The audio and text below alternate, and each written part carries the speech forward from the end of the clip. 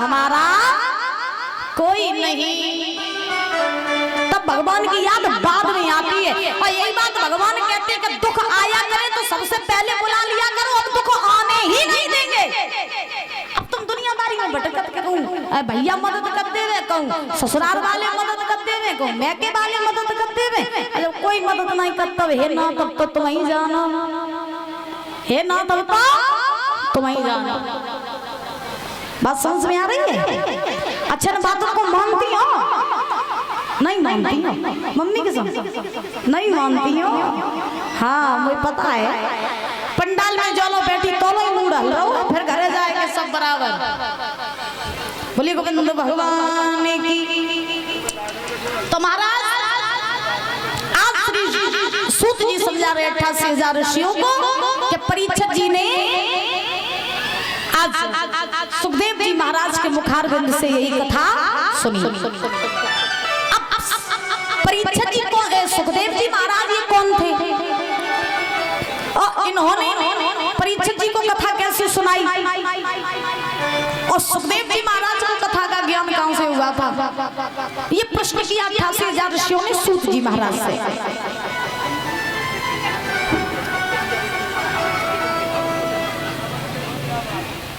और जब प्रश्न किया तो प्रश्न करने के बाद में महाराज सूत जी ने 88,000 ऋषियों से कहा कि अगर तुम जानना चाहते हो कि सुखदेव जी महाराज कौन थे तो हम तुम्हें जरूर बताएंगे।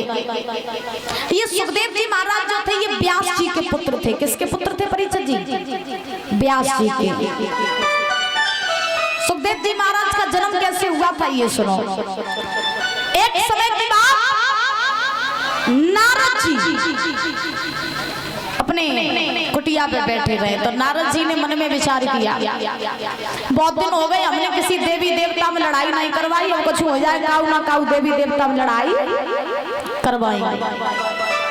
अच्छा परीक्षित जी बात बताएं आपको कि नारद जी का काम था अच्छे खासे घर में आग लगाए हुए, फूटन करवाए हुए। आजकल तो गली गली में नारद जी घूम रहे हैं, हाँ गली गली में नारद जी घूम रहे। अच्छा नारद जी किसे कहते हैं? नारद। नारद जिनकी बात कोई रद्द ना कर सके, बेई नारद। और याद रखना नारद बनने के लिए भी गुण होने चाहिए, नारद बनने के लिए भी गुण होने चाहिए। अगर एक चुगला घर में आ जाए, चुगला और चुगला अगर आए के तुम्हारी पत्नी को भर जावे या तुम्हारे बच्चों को भर जावे, तो अगर चुगला नेको दिमागी हो या तो तुम्हारे घर में आग लगवाई दी। याद रखना। और चुगलन की बात लोग मन जल्दी लेते करें। और आजकल घर घर में लड़ाइयां होती है काई के पीछे, 2-4 चुगला घर में घुस जाते ताई के पीछे। हाँ चुगला जानती हो भैया, जो चुगली कब करे तुम लोग तो नहीं करती हो, मुझे पता है। एक बार भैया कम खाई जाए लेकिन तुम कम नहीं खाई, मुझे पता है तुम कम नहीं खाई हो। अगर तुम कहूँ तो बात सुना हुआ हो तो सबसे पहले तुम पड़ोसन के ही ढेंगा जाती, और जब पड़ोसन के ढेंगा जाए क्या कहती बेना तो मैं किस्म हो तो मैं सही सही बात बताऊं। बोले हाँ बता, तू कहूँ तो कहिए तो नहीं, बोले नहीं कहीं खा मम्मी किस्म नहीं थे, मम्मी किस्म कहूँ तो नहीं कहीं। अब महाराज जी पूरी बात सब बताए देती है, बताए कि पड़ोसन जाइए बस दूसरे के ढेंगा कह दिए, बस दूसरे तीसरे के ढेंगा कह दिए। अब बात कहूँ बताई है नहीं और पूरे गाँव में फैल जाए। देखो ये व्यवस्था होती है लोगों की माताओं की, बताइए क्या हुआ है ना और पूरे गांव में बात फैल ही जाए। तो नारद बनने के लिए भी गुण होने चाहिए। अच्छा नारद जी सोच रहे हैं कि हमने किसी देवी देवता में लड़ाई नहीं करवाई, कुछ हो जाए काऊ ना काऊ देवी देवता में लड़ाई करवाएंगे। नारद जी का स्वभाव था कि जोन से घर में पति पत्नी कबहू ना लड़े होवे, नारद जी घर में लड़ाई करवाए देते करे। और ऐसे घर में नारद जी पहुंच जाए जब पति पत्नी रोज लड़त होवे, घर में कभी लड़ाई नहीं होती। हाँ अब नारद जी सोच रहे कि लड़ाई करवाएंगे। अब नारद जी सोच रहे लड़ाई करवाएंगे लगे लक्ष्मी नारायण में बहुत बार लड़ाई करवा चुके, ब्रह्मा ब्रह्मांडी में बहुत बार लड़ाई करवा चुके, अब भोले बाबा अकेले रहिए उन्हें कहूँ लड़ाई नहीं करवाई। तो नारद जी भोले बाबा को टारगेट बना के चले, और जैसे ही नारद जी चले हाथ में बीड़ा को लिया और नारायण नारायण का जाप करते हुए जा रहे हैं। और कैसे जा रहे हैं, ताली बजा के बोलेंगे कि श्रीमन नारायण नारायण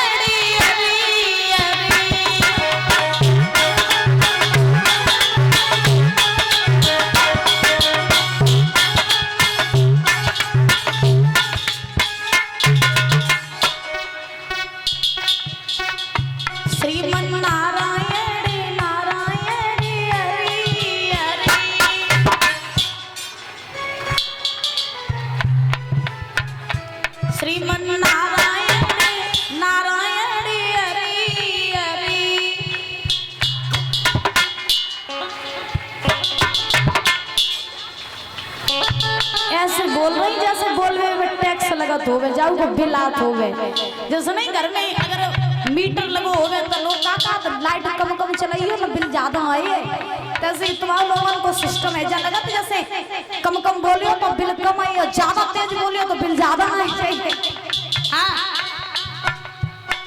एक बार उठा दो हाथ बिल्कुल सीधे सीधे बिल्कुल सीधे और सीधे।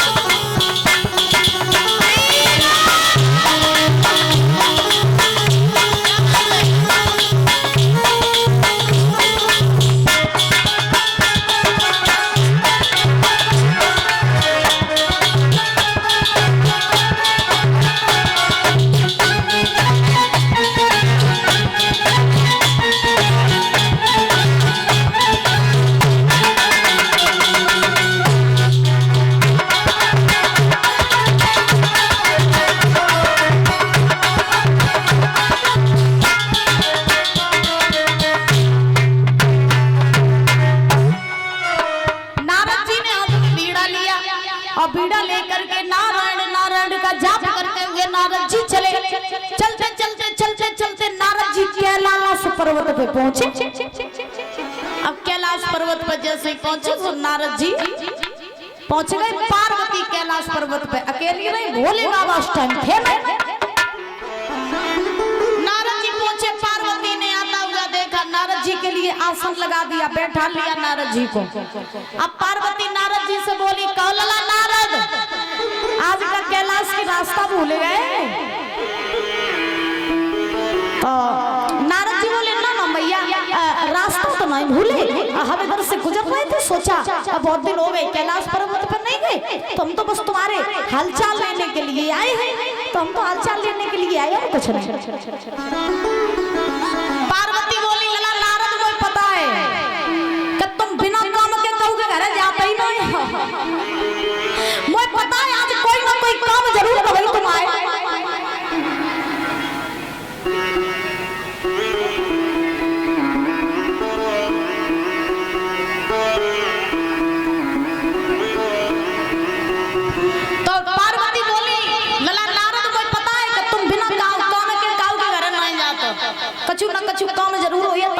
भाई हमें काम बता।